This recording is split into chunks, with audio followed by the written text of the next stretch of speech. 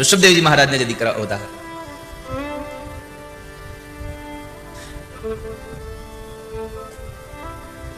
પ્રિયવ્રતના જે 10 દીકરાઓ, એમાંથી 3 દીકરાઓ વિરક્ત થયા અને 7 દીકરાઓને એક એક દ્વીપનું રાજ્ય મળ્યું છે. એમાં આપણે બધા એક દ્વીપમાં રહીએ છીએ. આપણે બધા એક દ્વીપની અંદર રહીએ છીએ. આ ક્યુ દ્વીપ છે એ લગભગ લોકોને ઓછી ખબર હશે. ખબર છે કોઈને આપણે કયા દ્વીપમાં રહીએ છીએ? એ તો અમે અમદાવાદ સુરતમાં રહીએ છીએ, આ સોસાયટીમાં રહીએ છીએ, આ ફ્લેટમાં રહીએ છીએ, એટલી ખબર છે આપણને. બાકી આપણને મૂળ એડ્રેસ ખબર નથી.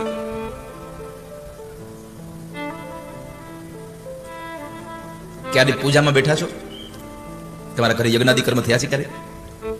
અરે યજ્ઞાદિ કર્મ નહીં, સત્યનારાયણ ભગવાનની કથા થઈ છે ઘરે? બેઠા હશો બધા લગભગ 90% લોકો. અરે કદાચ તમે પૂજામાં નહીં બેઠા હો તો જ્યારે પૂજા થતી હશે ત્યારે બેઠા હશો બાજુમાં. અને કાંઈ નહીં તો છેલ્લી બાકી તમારા લગ્ન થયા ત્યારે તમે બેઠા છો ને, ત્યાં તો ગેરહાજર ન હો. ત્યાં તો એમ ન કહેવાય ભાઈ હું આજે 2 દી મોડો આવે. તો તમે લગ્નમાં જ્યારે બેઠા હો ત્યારે બ્રાહ્મણ પૂજા કરાવતા હોય છે, ત્યારે બ્રાહ્મણ બોલ્યા હોય છે તમે ક્યાં રહ્યો છો, પણ આપણે એ તો કઈ જાણવાનું હોય નહીં. ત્યારે આપણું એક જ કામ હોય, જલ્દી પૂજા પૂરી થાય ને તો ફોટોગ્રાફી કરી લઈ. અને તમે જોવો છો ને, લગ્ન મંડપમાં જેટલો સમય લગ્ન વિધિને આપવામાં આવે છે, જેટલી મહત્તા લગ્ન વિધિને આપવામાં આવે છે, એના કરતા વિશેષ મહત્તા ફોટોગ્રાફીને આપવામાં આવે છે.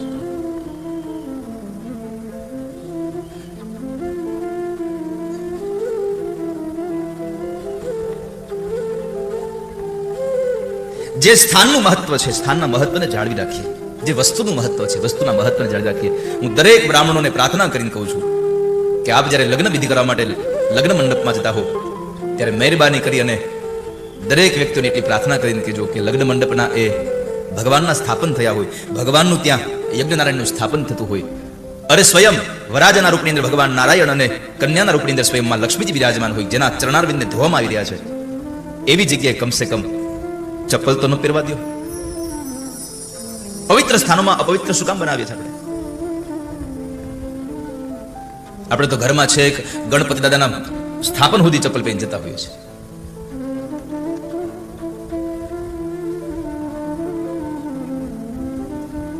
તમારો રૂઆબ જણાવવા માટે નથી કહેતો હું કે ગોરબાપાએ મને ત્યાં ચપ્પલ કાઢી નાખ્યા, તો પ્રાર્થના કરીને કહેશો કે પવિત્ર સ્થાન છે, જે જગ્યાએ ભગવાન વેદ નારાયણના મંત્રો ગવાઈ રહ્યા છે, એવી જગ્યાએ કમસે કમ આપણે આવા બૂટ ચપ્પલ પહેરી તો ન જઈએ. આપણે પવિત્ર સ્થાનોને પવિત્ર રાખીએ. પરમાત્માએ આપણને સ્વાસ્થ્ય સારું આપ્યું હોય અને એમાંથી કદાચ 500 ગ્રામ લોહી આપણા શરીરમાંથી નીકળે અને એ કોઈક માણસના શરીરમાં જાય અને એનો જીવ બચી જાય અને એનો વિખાતો પરિવાર જો બચી જાય તો એના પરિવારના ઘણા બધા સભ્યોના આશીર્વાદ આપણને મળશે. આપણું સ્વાસ્થ્ય પણ સારું રહેશે અને આપણો પરિવાર પણ સુખી રહેશે વાલા. અને એ લોહી વળી પાછું 2 મહિનામાં બની જ જવાનું છે. કોઈ એમનેમ પી જાય એના કરતા કોકને આપીએ તેનો આનંદ કેવો થાય. અને કોઈ એમનેમ પી જાય આપણે કહીએ ન હોય કે તમે શું કામ પીવો મારું લોહી.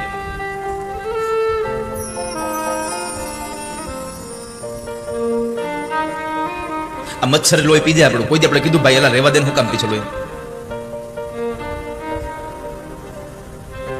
જ્યાં તમારી પાસેથી છીનવી જાય ત્યાં તમે હાવ રહ્યો છો. જો તમારા હાથમાંથી કોઈ લઈ જાય ને ત્યાં તમે હાવ રહ્યો છો, પણ તમને દેતા આવડતું નથી કોઈ દિવસ. આપણા હાથમાંથી કોઈક લઈ જાય ત્યારે દુઃખ થશે, પણ તમારા હાથમાં રહેલું તમારી જાતે ક્યારે કોકને આપ્યું છે ને એનો જીવનમાં તમને આનંદ રહેશે. માટે આપતા શીખો. આંધ્રપ્રદેશમાં ગંતુર નામનો એક જિલ્લો છે અને ત્યાં એક ગરીબ ખેડૂત હતો. ખેતી કરે પોતાના ખેતરમાં અને પોતાનો જીવન વિકાસ એ નિર્વાહ કરતો હતો. એવામાં એક મહાત્માજીને મળ્યા છે.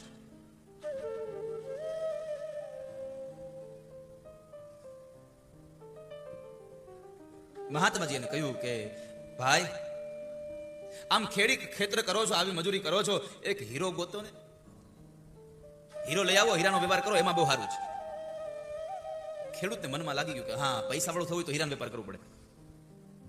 એને શું કર્યું ખબર છે? હીરાનો વેપાર કરવા માટે પોતાની જમીન હતી એ પોતાનું ઘર આ બધું વેચી નાખ્યું અને પોતે એક હીરાની શોધ માટે નીકળ્યો, પણ બન્યું એવું કે જે વેચીને પૈસા લઈ ગયો તે પૈસા બધા બરબાદ થઈ ગયા, પોતે રોડ ઉપર આવી ગયો, ભિખારી થઈ ગયો. ફકીર મહારાજ વર્ષો પછી ફરી પાછા ગામમાં આવ્યા છે. જે ખેતરમાં ઉભા રહીને જે ખેડૂતને કહ્યું હતું એ જ ખેતર પાછું દેખાયું. એટલે ત્યાં ખેડૂત તો એને પૂછ્યું કે ભાઈ આ ખેતરનો માલિક ક્યાં ગયો?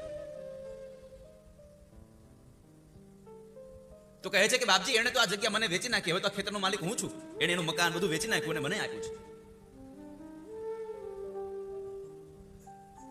બરાબર. આપણને સાંભળીને આશ્ચર્ય થશે કે જે માણસે પોતાનું ખેતર, પોતાનું ઘરબાર વેચી અને એક હીરાના સારા વેપાર માટે, હીરાની શોધ માટે નીકળી ગયો માણસ, અને અંત બરબાદ થઈ ગયું, બધું લૂંટાઈ ગયું, બધું જતું રહ્યું. આ જગતનો સૌથી મોટામાં મોટો કિંમતીમાં કિંમતી હીરો જે કોહિનૂર મળ્યો ને, એ કોહિનૂર જે જગ્યાએ જે ખાણમાંથી મળ્યો એ ખાણ બીજે કઈ નહોતી. જે ગરીબ ખેડૂતે પોતાનું ખેતર વેચ્યું ને એ જ ખાણ હતી, એ ખાણમાંથી કોહિનૂર નીકળ્યો હતો. મારો કહેવાનો ભાવાર્થ છે કે છે આપણી નજીકમાં, આપણે શોધીએ છીએ દૂર રહેવાના, આપણે એને દૂર શોધી રહ્યા છે. પરમાત્માને દૂર જવાની જરૂર નથી ગોતવા, પરમાત્મા ભીતરમાં સમાયેલો છે.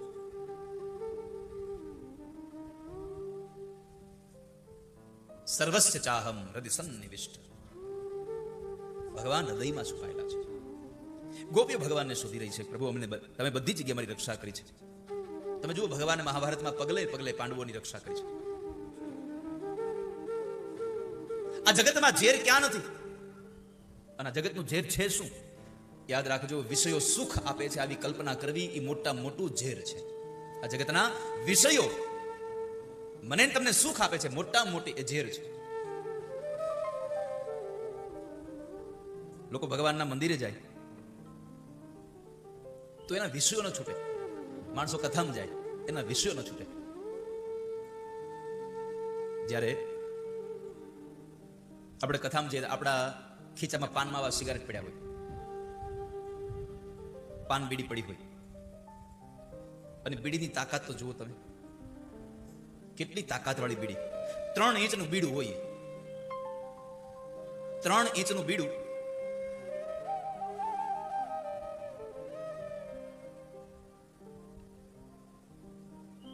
પાંચ ફૂટના માણસને મંડપમાંથી ઉભો કરીને બહાર લઈ જાય. હાલ મને પી, જ્યાં સુધી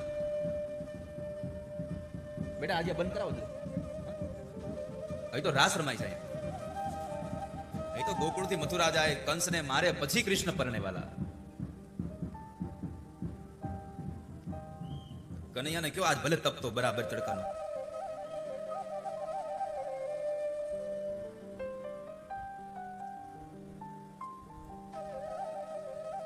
એને કયો બરડિયા કાંટો મારી આવે. બરડિયા ના જોયું તો બગડું જઈ આવે. એને ટેવ પાડો પેલ તારીખની 2-5 કિલોમીટરની, કારણ કે તેથી 17 કિલોમીટર લાંબી પોથયાત્રા છે આપણે. તથાસ્તુ વિદ્યાપીઠની પેલ તારીખે પોથયાત્રા સવારે 7:30 વાગે અમરેલી નાગનાથ મંદિરથી નીકળશે અને તથાસ્તુ વિદ્યાપીઠે જશે. 17 કિલોમીટરનું રૂટ છે લાંબો.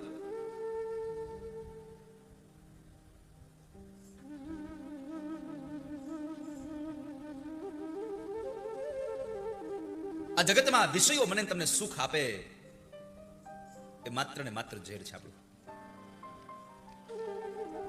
ભગવાને કાલી નાગને યમુનાના ધરામાંથી દૂર કર્યા છે. કાલીએ પોતાનું ઝેર છોડી અને જળને દૂષિત કર્યું હતું.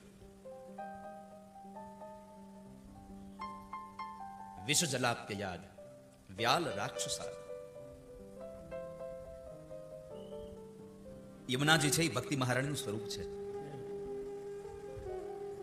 ભક્તિ માર્ગમાં વિલાસી લોકો આવે ને એટલે ભક્તિ માર્ગ છિન્ન ભિન્ન થઈ જાય.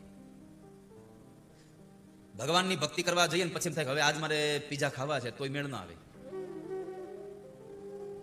ભગવાનની ભક્તિ કરવી હોય તો ઉપવાસ કરવો પડે, ફલાહાર કરવો પડે. તમારું મન જો તમારે નિર્મળ રાખવું હોય તો તમારે તમારા ભોજન ઉપર તમારે જરાક અંકુશ મૂકવા પડશે. જીવનમાં સુખી થવું હોય ને તો 3 વાત યાદ રાખજો. તો 3 વાત યાદ રાખજો. આ હું લગભગ 5મું ભણતો કે 4થું ભણતો ત્યારે હું સ્વાધ્યાય પરિવારમાં પૂજ્ય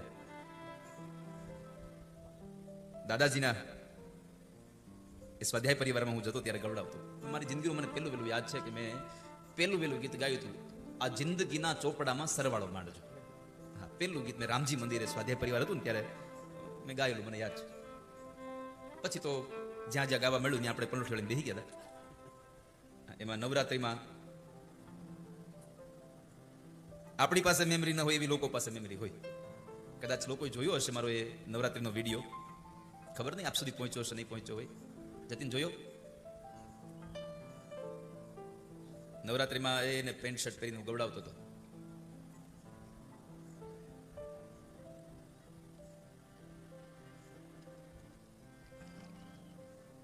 તો જ્યારે વિષયી લોકો જ્યારે ભક્તિમાં પ્રવેશ કરે ત્યારે ભક્તિનો માર્ગ છિન્ન ભિન્ન કરી નાખે છે. ભક્તિ માર્ગનો એક સામાન્ય અર્થ છે પરમાત્માની અંદર અનુરાગ થવો, ભગવાનમાં પ્રેમ જાગવો.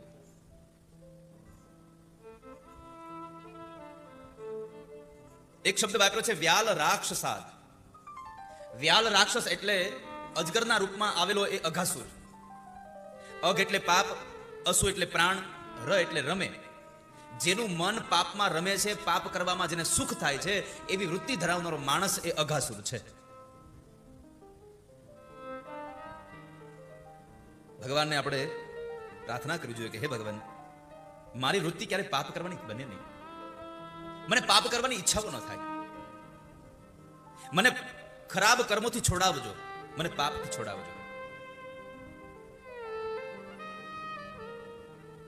મારા કાન ભગવાન તમારા ગુણાનું વાદ્ય સાંભળે. ભદ્રમ કર્ણેર્વિ શૃણુયામ દેવા ભદ્રમ પશ્યે માક્ષભિર્જજત્રાહ સ્થિરે રંગે તુષ્ટુવા કુસસ્તનુ ભિર્વશે મહિદેવ હિતમ જદાયુ.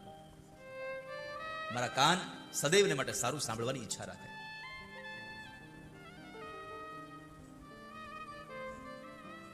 આપણા જીવનમાં ક્યારેક દુઃખ આવે તો સમજવું આ પરમાત્માની અહેતુકીય કૃપા આપણા પર ઉતરી આવી છે. કે જ્યારે ભગવાન આપણને દુઃખ આપે છે, ભગવાન જિંદગીમાં કોઈ જીવાત્માનું ખરાબ કરતા જ નથી. એ તો આપણે વિચારીએ છીએ કે અમારું ખરાબ થઈ ગયું. પરમાત્મા એની પાસે તો સારું જ કર્યું છે. મેં ગઈકાલે જ ઓલો ક્લાર્કનો દાખલો આપ્યો હતો કે આખું જહાજ ડૂબી ગયું, પણ એક કૂતરું કરડવાને લઈ અને આખું પરિવાર બચી ગયું. બાકી અત્યાર સુધી તો પરિવારને એમ જ હતું કે અમારું ખરાબ થયું, અમારું ખરાબ થયું. પછી ખબર પડી કે ભગવાને કૂતરું કરવડાવીને અમે બધાને બચાવ્યા છે. પરમાત્માની અહેતુકી કૃપા મારા તમારા પર વરસતી રહી છે. માત્ર આપણી દ્રષ્ટિમાં ભેદ છે. આ દુનિયામાં માણસને જે ગમે એવું થાય ને એ પ્રભુની કૃપા, અને તમને ગમે એવું ન થાય તો ભગવાન તમારા ઉપર રાજી નથી. આવું તમે વિચારી લો.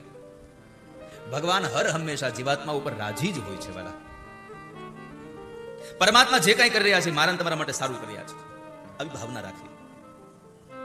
એટલે ગોપીઓ કહે છે પ્રભુ તમે બધી જ જગ્યાએ અમારું રક્ષણ કર્યું છે, તો આજે કેમ નહીં? આજ શું કામ મને છોડી દો છો?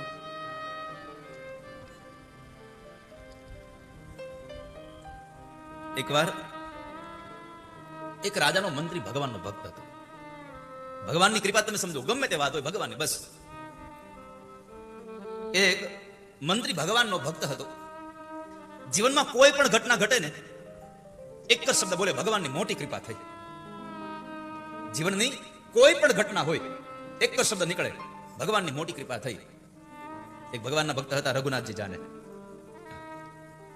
કાંઈ પણ હોય તો કે રઘુનાથજી જાણે.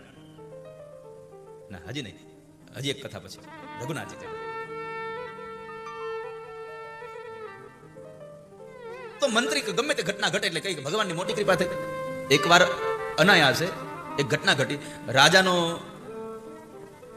દીકરો રાજકુંવર ગુજરી ગયો. મંત્રી કહે છે ભગવાનની મોટી કૃપા થઈ.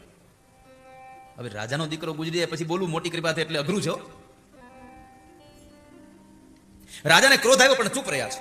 જે થઈ ગયું ભલે બોલી ગયો. થોડા દિવસ થયા, રાણી મૃત્યુ પામી. વળી પાછા મંત્રી બોલ્યા ભગવાનની મોટી કૃપા થઈ. તોય રાજાએ ક્રોધને અંદર સમાવી રાખ્યો છે.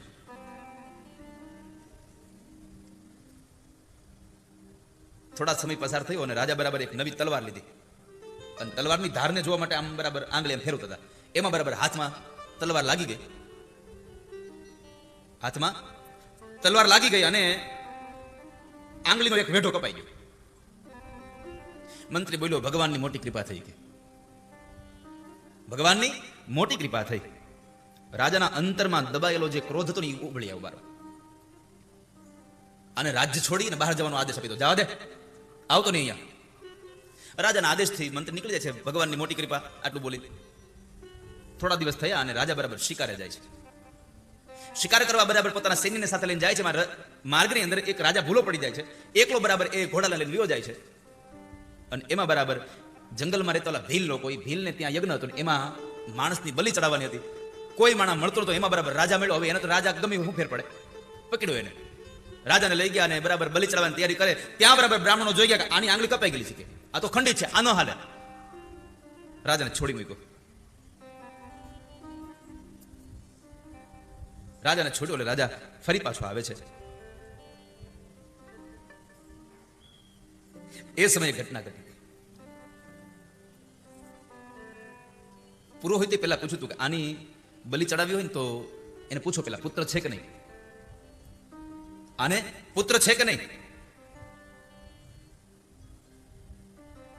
રાજા કહે મારો દીકરો મરી ગયો છે. પુરોહિત કહે આનું હૃદય બળેલું છે. તારે પત્ની છે? રાજા કે પત્ની મરી ગઈ છે.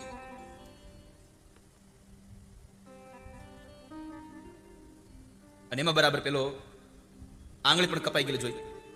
આ હૃદયથી બળેલો છે, આની પત્ની મૃત્યુ પામી છે, અને આના હાથની આંગળી કપાઈ ગયેલી છે. પુરોહિતે કહ્યું આ નહીં ચાલે, આને છોડી દો. રાજાને છોડી દેવામાં આવ્યો. ઓલા મંત્રીની વાત મગજમાં ગઈ. મંત્રીને પાછો બોલાવે છે. રાજા કહે બધી વાત તો ઠીક, હાલ મારો પુત્ર મરી ગયો તે કીધું ભગવાનની કૃપા થઈ, મારી પત્ની મરી ગઈ તે કીધું ભગવાનની કૃપા થઈ, મેં તને કાઢી મૂક્યો એમાં હેની ભગવાનની કૃપા, મેં તને રાજ્યમાંથી કાઢી નાખ્યો એમાં હેની કૃપા થઈ તારા ઉપર. તો કહે છે મહારાજ સાંભળો, તમે જંગલમાં ગયા, હા, તમારી બલિ ચડાવવા લઈ ગયા, હા, ઓલી તે તલવાર વાગી તમારી આંગળી કપાઈ ગઈ, હા, તમારી આંગળી ન કપાણી હોત તો તમને ચડાવી દેત ને, હા, તમારી આંગળી કપાઈ ગયેલી હતી એટલે તમે અખંડિત હતા એટલે તમને માર્યા નહીં, પણ જો તમે મને રાજ્યમાંથી કાઢી ન મૂક્યો તો તમે મને શિકાર હારે લઈ ગયા હોત તો તમે અખંડિત હતા, મારે તો કઈ કપણ હતું અંગે કે, તો ત્યાં હું વધારે જાત. એટલે જે પણ થઈ રહ્યું છે ભગવાનની કૃપા થઈ રહી છે વાલા. ભગવાન સદૈવને માટે મારું ને તમારું સારું કરી રહ્યા છે. આવો ભાવ જ્યારે જીવનમાં જાગશે ત્યારે પરમાત્મા નજીક આવી ઉભા રહેશે. ગોપીઓ ભગવાનને સ્તુતિ વંદના કરે છે. કૃષ્ણ અમે તમારા વગર જીવી ન શકીએ, તમારા વગર જીવી ન શકીએ. ત્યારે એકમાત્ર ભગવાન કૃષ્ણ પ્રશ્ન કર્યો, ગોપીઓ તમે કહો છો જીવી ન શકીએ, તો તમારામાંથી કોઈ મરી તો ન ગયું કોઈ દિવસ? બધું જીવો છો જે આમનામ. એટલે ભગવાને જયારે આ વાક્ય કર્યું ત્યારે એક ગોપીએ જવાબ આપ્યો, અમે જીવીએ છીએ એનું એકમાત્ર કારણ છે